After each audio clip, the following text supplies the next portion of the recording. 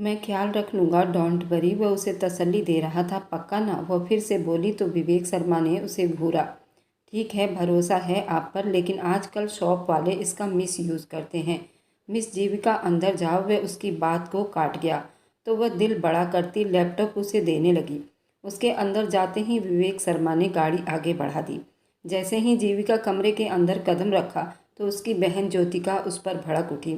जीविका, ये वक्त है घर आने का। ज्योतिका ने उसे अंदर आते ही बहुत गुस्से से कहा था। सॉरी दीदी, काम करते इतनी देर हो गई, वक्त का पता ही नहीं चला। और फिर बारिश ने, हे भगवान, आज ही होनी थी ये बारिश। बातें मत बनाओ, मुझे नहीं पसंद तुम्हारा इतनी रात गए ऑफिस से घर आना। अगर मैनेज नहीं कर पाती तो छोड़ दो इस नौकरी को। मेरे बुटीक से इतना आ जाता है कि हम आराम से अपना गुजर बसर कर सकते हैं। वह उसे अच्छा खासा डांट रही थी। सच में दीदी, ऐसा कभी नहीं होगा। सॉरी। नाराज मत हो, आपकी इस झल्ली ने भी सुबह से नाश्ते के बाद से कुछ भी नहीं खाया। ये देखिए, मेरा पेट मुझे बहुत बुरा भला कह रहा है। पेट में चूहे कूद रहे हैं। क्यों नहीं खाया? सेहत खराब हो जाएगी। तो मत किया करो इतना काम। मैं खाना गर्म कर देती हूँ, तुम चेंज कर लो। वह उससे बोलती खुद किचन की तरफ चली गई और कल सुबह तक उसे अच्छा खासा बुखार चढ़ गया था। ज्योतिका ने उसे ऑफिस ना जाने दिया। उसने ऑफिस फ़ोन करके इन्फॉर्म कर दी। मेडिसिन लेकर सारा दिन वह बिस्तर पर पड़ी रही। हे भगवान, मैं आज के बाद कभी बारिश में नहीं भीगूंगी। वह सुर्ख होती नाक के साथ उठ बैठी। उसके मोबाइल पर कोई मैसेज टोन बजी थी। उसने मंदी मंदी आंखों से देखा। सब ठीक है मिस जीविका, कैसी हैं आप? तबीयत कैसी है आपकी? हे भगवान, आज पहली बार विवेक शर्मा मुझे मैसेज कर रहा है, मेरी सही सलामती पूछ रहा है। अभी वो जवाब देती, दूसरी तरफ से कॉल आने लगी। जीविका ने घबराकर कॉल यस की। जी नमस्ते सर। वह भारी आवाज़ में बोलते विवेक शर्मा को बहुत अजीब लगी। लगता है बारिश में भीगना बहुत महंगा पड़ गया आपको। उसकी बात पर छींकी थी। बस सर, फ्लू हो गया है, कल तक ठीक हो जाऊंगी। ऑफिस नहीं आना जब तक पूरी तरह आराम नहीं आता। आप घर पर ही रुको, आपका लैपटॉप ठीक हो गया है यही बताना था। धन्यवाद सर, दिल से बड़ी धन्यवाद की थी। घर भिजवा दूंगा। नहीं सर, मैं खुद कल आऊँगी ऑफिस में। जीविका, तुम आराम करो। वह कॉल बंद कर चुका था। विवेक शर्मा आज इतना मेहरबान कैसे हो गया? शाम तक तो वह काफ़ी ठीक महसूस कर रही थी। आज ज्योतिका बुटीक से काम ज़्यादा होने की वजह से अभी तक घर नहीं आई थी। तभी डोरबेल बजी और दरवाज़ा खुला। विवेक शर्मा का चेहरा देखकर डर सी गई। सर आप अंदर आ जाइए। वह उसके लिए फल फ्रूट भी लेकर आया था। सर, इसकी क्या ज़रूरत थी? एक कॉफ़ी का पैक ही ले आते, मैं उसमें ही खुश हो जाती।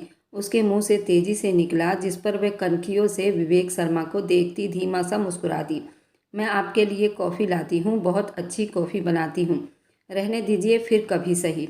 अभी जल्दी में हूँ। वह उठकर खड़ा हुआ। साइड से एक बच्चा भागता हुआ आते जीविका के गले लगा। वह अभी अभी नींद से जागा था। दिन को जीविका ने उसे जबरदस्ती सुला दिया था। ओ मेरी जान, उठ गया। वह उसके गाल पर प्यार करने लगी, जबकि उसकी गुलाबी होठों का चुम्बन पर विवेक शर्मा अपनी निगाहें फेर गया। सर, ये मेरा भांजा है, समझ लीजिए, मेरी जान है। जीविका के शब्दों में प्यार ही प्यार झलक रहा था। आप अपने बहनोई के घर में रहती हैं? नहीं, न जाने क्यों विवेक शर्मा को बड़ा अजीब सा लगा। नहीं सर, ये मेरा घर है, मेरे पापा का घर है। ज्योतिका दीदी मेरी मौसी की लड़की हैं, सगी बहन नहीं, लेकिन सगों से भी बढ़कर प्यार करती हैं। उनके माता पिता की भी डेथ हो गई है। वो गांव से शहर हमारे पास आई और फिर पापा के मृत्यु के बाद हम दोनों ही एक दूसरे का सहारा बन गए। वह बड़ी गम में होती बोली, आई एम सॉरी। और आपके बहनोई? वह दरवाजे पर ही खड़े खड़े न जाने उससे क्या कुछ जान लेना चाहता था। वह भी इस दुनिया में नहीं है। अब की बार वह बिना कोई असर दिखाए बोली। विवेक शर्मा जा चुके थे। जीविका ने तरुण के लिए फ्रेंच फ्राई बनाए। अब अपना लैपटॉप खोल कर बैठ गई। जैसे ही वह सुबह ऑफिस में दाखिल हुई, सबने उसे हैरान नज़रों से देखा। वह सबकी हैरान नज़रों को समझ न सकी। कुछ देर बीते कि उसकी निगाह उज्जैन की तरफ जा ठहरी, जिसकी एक कलाई पर पट्टी बंधी हुई थी। अब तो वह भी हैरान हुई थी। जानवी का उसका लैपटॉप वापस किया और इशारे से पूछा तो वह कंधे उचका दिए अपनी सीट पर वापस आकर बैठी। नितिन जल्दी से कॉफ़ी का मग लेकर आया। मैम, आपकी कॉफ़ी। उसको ऐसे कॉफ़ी लाते हुए देख वह हैरान हुई थी। इसमें कुछ मिलाया तो नहीं नितिन के बच्चे? वह शक से देखती पूछने लगी। उफ, मैं क्यों मिलाने लगा? मुझे इस ऑफिस में रहना है। गुड। जीविका ने मुस्कुराकर उसे देखा और अपने काम में व्यस्त हो गई, जबकि आज वह किसी नज़रों के फोकस में थी, क्योंकि ऑफिस में सब तरफ कैमरे लगे हुए थे और ये बात वे जानती तक नहीं थी। कुछ दिन के बाद एक पार्टी थी। कंपनी के तरफ से बनाए गए न्यू सेट लॉन्च हो रहे थे। सभी उसी तैयारी में बिजी थे। किसी को कान खुजाने तक की भी फुर्सत नहीं मिल रही थी, लेकिन विवेक शर्मा के ऑर्डर पर सभी वक्त पर घर जा रहे थे। एक्स्ट्रा टाइम लगाने से सबको मना किया गया था, पर जीविका ही क्या जो किसी की सुन ले, और काम के वक्त आसपास का होश भुला देती थी कि तभी उसकी टेबल के पास कोई आया। उसने देखा नहीं, बस महसूस किया। नितिन के बच्चे, कॉफ़ी तो पिलाओ, बिना देखे बोली थी मिस जीविका। अचानक से विवेक शर्मा की आवाज़ सुनती वो बुरी तरह से चौंकी और घबराकर अपनी जगह से उठ खड़ी हुई।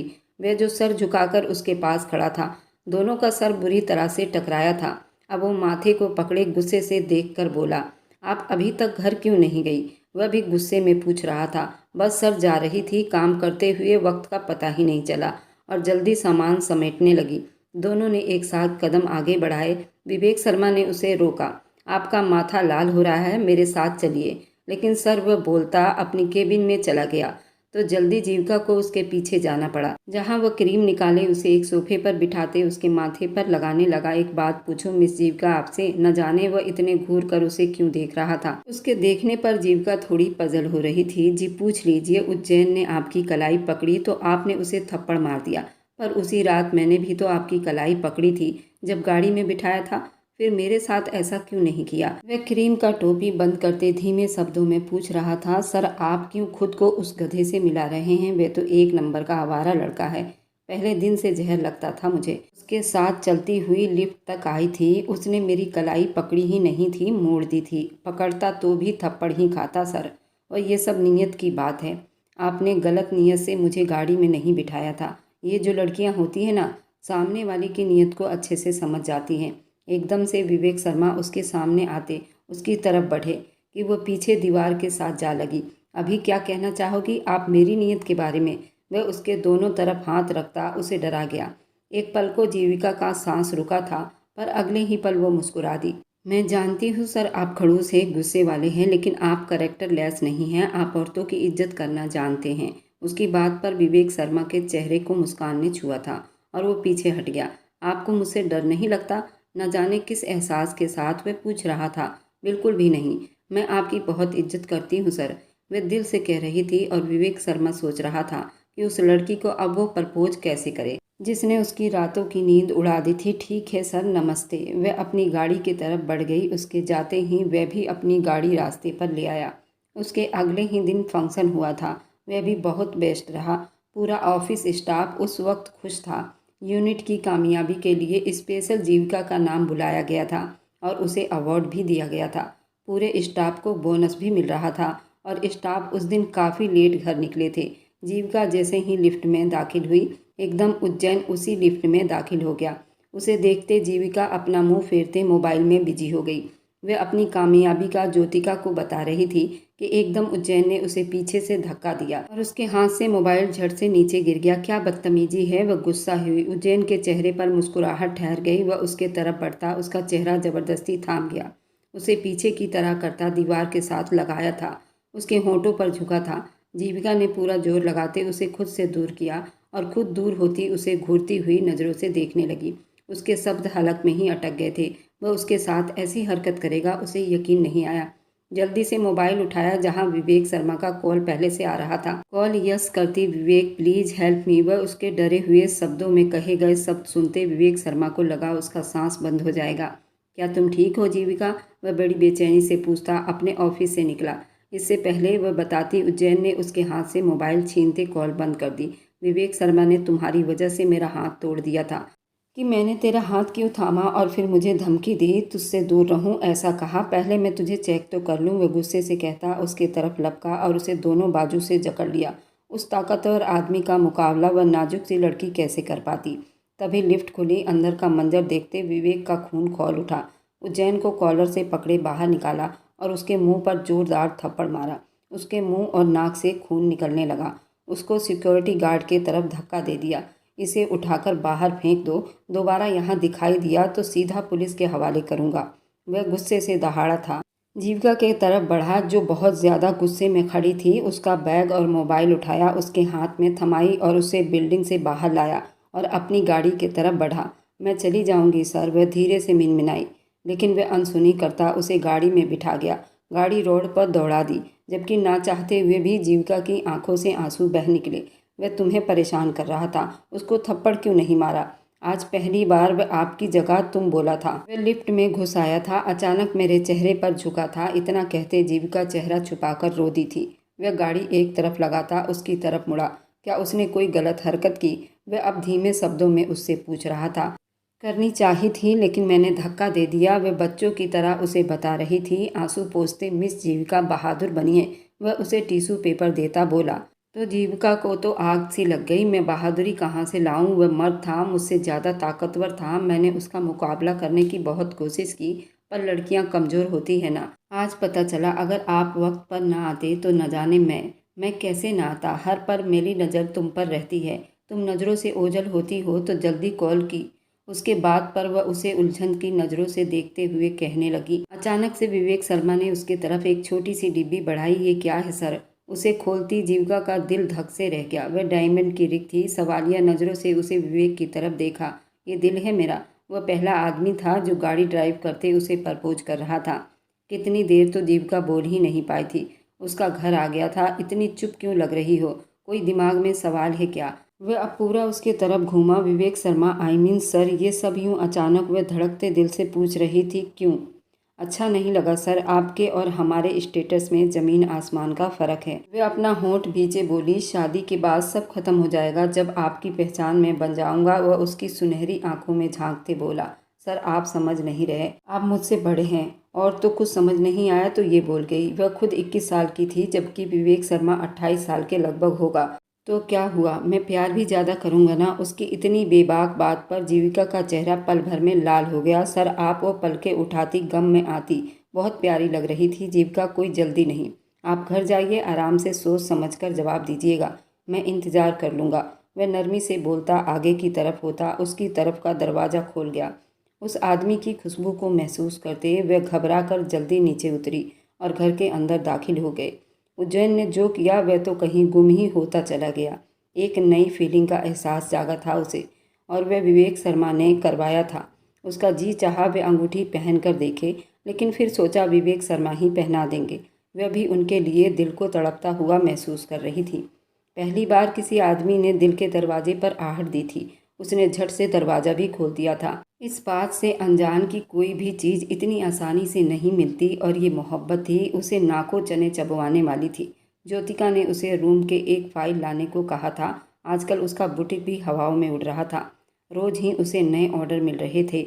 ज्योतिका के रूम में आई तो फाइल निकालती। उसमें से एक लिफाफा नीचे गिरा। उसमें से एक पन्ना बाहर निकला। उसे वापस डालने लगी कि उस पर लिखा नाम पढ़कर वह थोड़ी रुक गई। V.S. शर्मा। ये तो विवेक शर्मा के ऑफिस का चेक था। वह अच्छी तरह से पहचान सकती थी, क्योंकि उसे भी कई बार इसी तरह का चेक दिया गया था। वह चेक था 1 करोड़ का। ये ज्योतिका दीदी के पास कहाँ से आया हुआ था?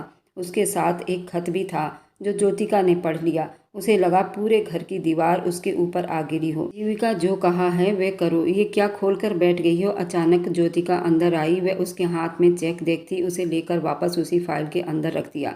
उसके साथ ये खत भी था। दीदी, वह नम आंखों से बोली, तो तुमने पढ़ लिया? आपने मुझसे क्यों छुपाया? उसे अब सांस लेने में भी परेशानी हो रही थी। उसमें बताने लायक कुछ था ही नहीं। जीविका, इस बात को 8 साल बीत गए हैं। वह आदमी मेरी ज़िंदगी में बाहर बनकर आया और सब कुछ बर्बाद करके चला गया। इतना तो सबको ही पता है। सभी जानते थे मैंने चुपके से शादी की थी, और वह आदमी सिर्फ वक्त बिताने आया था। अपने कीमती पलों को मुझे सौंप कर वह मेरे मुंह पर 1 करोड़ का चेक मारकर चला गया, जो एक रात की कीमत अदा की गई थी।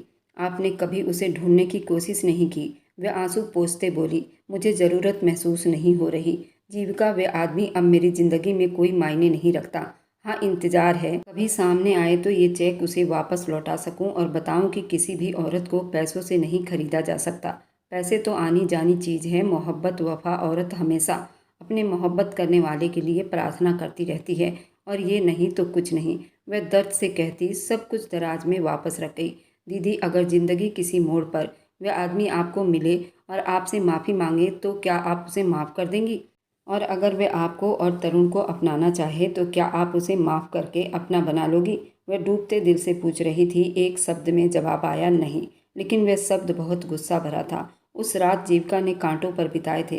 सारी रात वह रोती रही और सुबह का इंतज़ार करती रही। उस आदमी ने मेरी दीदी को 1 करोड़ का चेक देते खरीदने की कोशिश की और अब मुझे एक डायमंड की रिंग से खरीदना चाह रहा है। वह गुस्से से तिलमिलाई थी। उसके ऑफिस में दाखिल हुई। वह फ़ोन पर किसी से बात कर रहा था। अचानक जीविका को ऑफिस में आता देख वह कॉल बंद करता उसकी तरफ मुड़ा। उसकी सूजी आंखें रोने की चुगली कर रही थी। जीविका ने गुस्से से दुपट्टा उसकी टेबल पर रखी। आपको क्या लगता है आप अमीर लोग अपने पैसों से किसी को भी खरीद सकते हैं? तो मिस्टर शर्मा सुन लीजिए, ये जीविका बिकाऊ नहीं, वह गुस्से से बोली थी और पलटी थी। विवेक शर्मा गुस्सा होते अपनी जगह से उठ खड़ा हुआ। कौन से पैसों से खरीदने की कोशिश की है आपको? वह उसके बहुत करीब खड़े होते पूछ रहा था। आप बिल्कुल झूठे हैं, आप धोखेबाज हैं। आप मुझे अपने करीब कर रहे थे, मुझे उल्लू बना रहे थे। आपको लगता है मैं एक हीरे की अंगूठी से फंस जाऊंगी? जो मुंह में आता बोलती जा रही थी। तो क्या पूरा हीरे का चट्टान चाहिए? वो बिना किसी असर से बोला। जी नहीं, आप मुझे पूरे हीरे का घर भी बनाकर दोगे तो भी मैं आपकी बातों में नहीं आने वाली, समझे आप? वह उंगली उठाकर वार्निंग कर रही थी। आप मुझे बता दो आखिर हुआ क्या है जीविका? आप मुझसे चीट कर रहे थे, मुझे सब पता चल गया है। आपकी एक पत्नी भी है और एक बच्चा भी है और आप मुझे अपने प्यार के जाल में फंसाकर मुझसे भी शादी करके एक रात बिताकर प्रेग्नेंट करके चले जाओगे।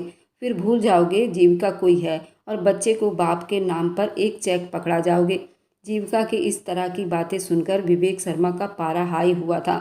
कौन सी पत्नी, कौन सा बच्चा, क्या बोले जा रही हो? वह अपना माथा मसलते अपने आप पर बड़ी मुश्किल से कंट्रोल करता पूछ रहा था। इतने मासूम बनने की कोशिश मत करो। मैं उसी पत्नी की बात कर रही हूँ जिसे 8 साल पहले आपने शादी करके 1 करोड़ का चेक थमाकर छोड़ दिया था। जीविका की बात पर विवेक शर्मा के कान में साए साए आवाज़ बजने लगी। कहाँ मिल गई है वह आपको? विवेक शर्मा ने अपने सीने पर बाजू बांधते पूछा।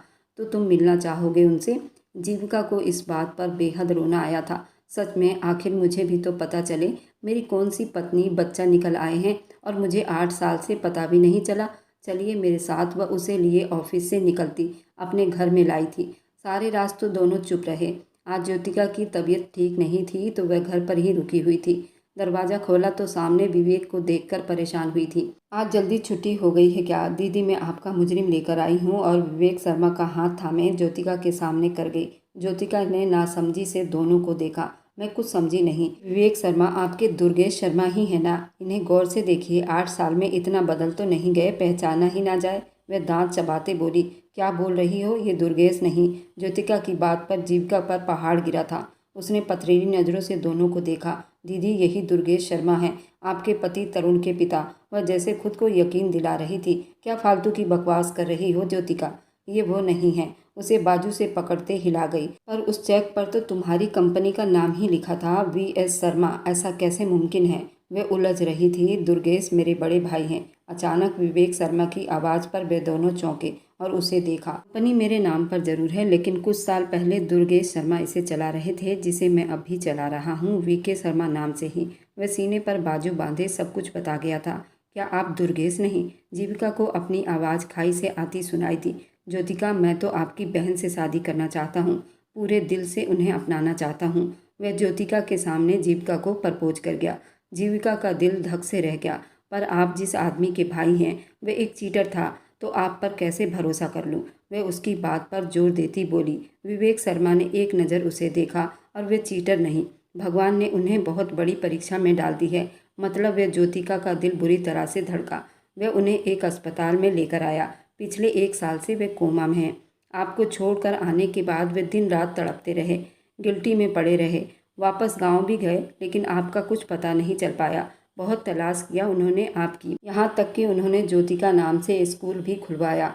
हर जगह ढूंढा आपको और साल पहले शायद उन्हें आपके बारे में कुछ पता चला। तेज ड्राइविंग करते आप तक पहुँचना चाहा, लेकिन उनका कार का एक्सीडेंट हो गया। भगवान ने जान तो बचा ली, लेकिन हालात आपके सामने हैं। ज्योतिका उस आदमी को देखती चली गई। आंखों से आंसू टूटकर गालों पर बहते जा रहे थे। जिस आदमी को धोखेबाज समझा वह तो हॉस्पिटल के बिस्तर पर था, जिंदगी और मौत की लड़ाई लड़ रहा था। उसके पास आती रोते हुए उसे देखने लगी। मैंने तो कभी आपको कोई शराप नहीं दिया दुर्गेश। फिर कैसे? वह हिचकियों से रो दी। जबकि विवेक शर्मा और जीविका बाहर खड़े ये मंजर देख रहे थे। कुछ दिन के बाद जीविका और विवेक शर्मा की शादी खुद ज्योतिका ने करवाई। वह अपनी वजह से उन दोनों को अलग नहीं कर सकती थी। जबकि वह विवेक शर्मा की आंखों में जीविका के लिए पसंद देख चुकी थी, इसलिए दोनों को मिलवा दिया। विवेक शर्मा रूम में आया तो जीविका ने घबराकर उसे देखा, जिसने इतने दिनों से उससे बातचीत बंद की हुई थी और आज भी वह सुहाग रात में मुंह नहीं लगा रहा था। उसे देखा तक नहीं, उसे आज तो ये पक्का खिसियानी शेर लग रहा था। क्या करूं, क्या मुझे माफ़ी मांगनी चाहिए? वह कुछ सोचते बेड से उठी थी। वहीं रहो विवेक शर्मा की धर्मपत्नी। अचानक से नाम बदला था। जीविका का दिल धक से रह गया। वह बिना पलके झपकाए सामने खड़े आदमी को देखती रही जो उसका दिल धड़काए जा रहा था। वहीं सुकून से बैठे हुए गंभीर शब्दों में बोली, आई एम सॉरी। अचानक से जीविका के मुंह से निकलने वाली शब्द पर चौंक गया था। ऐसे सॉरी बोलोगी तो मैं तुम्हें माफ़ कर दूंगा? आपने मुझे क्या समझा है? इसमें गलती मेरी भी नहीं। बंदा अपना नाम तो बताता, मुझे गलतफहमी हुई थी। जीविका ने जल्दी बातों को बढ़ाना चाहा और आप उस गलतफहमी में जो मुंह में आया बोलती चली गई।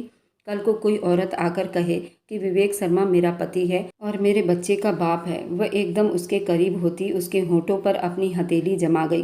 किसी की इतनी हिम्मत नहीं मेरे पति को अपना पति कह सके, जान ले लूँगी उसकी। बिस्तर पर ही घुटनों के बल ऊपर उठी और विवेक शर्मा के दिल के साथ जा लगी। उसके दिल की तार छिड़ गई। विवेक शर्मा ने उसकी कमर को जोर से पकड़ा, उसे और ज़्यादा अपने सीने में भींच लिया।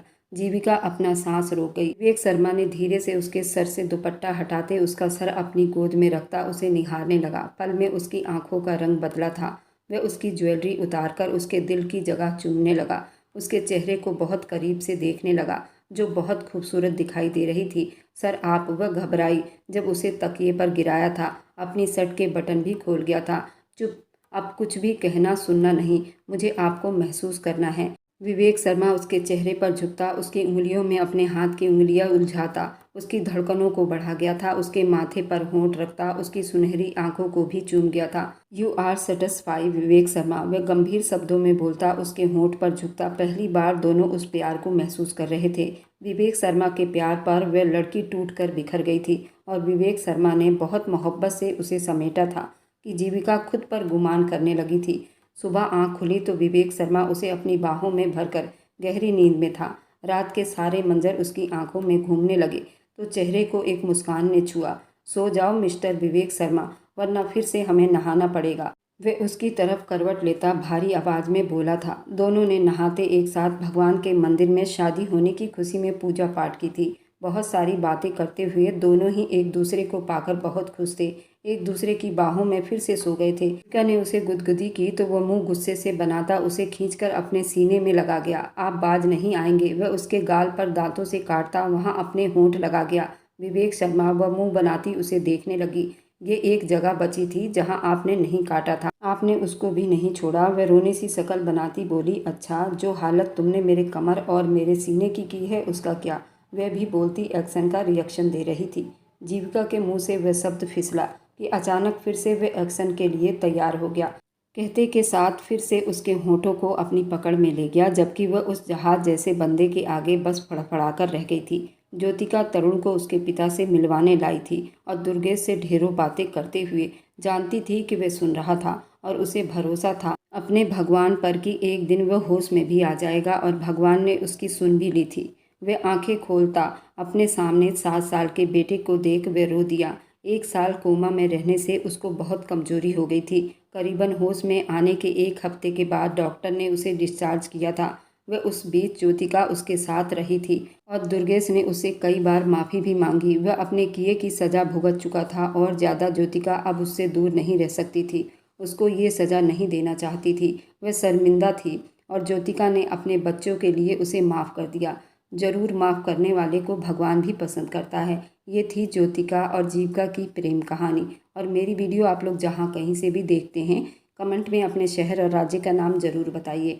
मुझे आप लोगों के कमेंट पढ़ने में बहुत आनंद आता है और मैं उन सभी का बहुत बहुत धन्यवाद करना चाहती हूँ जो लोग मेरी वीडियो को देखते हैं, लाइक करते हैं और शेयर करते हैं। अगर आपको आज की कहानी पसंद आई है तो वीडियो को ज़रूर लाइक कीजिएगा और अपने दोस्तों के साथ शेयर भी कीजिएगा। और हाँ, अगर आपने अभी तक हमारे चैनल को सब्सक्राइब नहीं किया है तो ज़रूर सब्सक्राइब कर लीजिए। मिलते हैं हम अपनी कल की एक और नई दिलचस्प कहानी के साथ। मुझ पर सदा अपना प्यार और स्नेह बनाए रखें। सभी को मेरा प्यार भरा नमस्कार दोस्तों।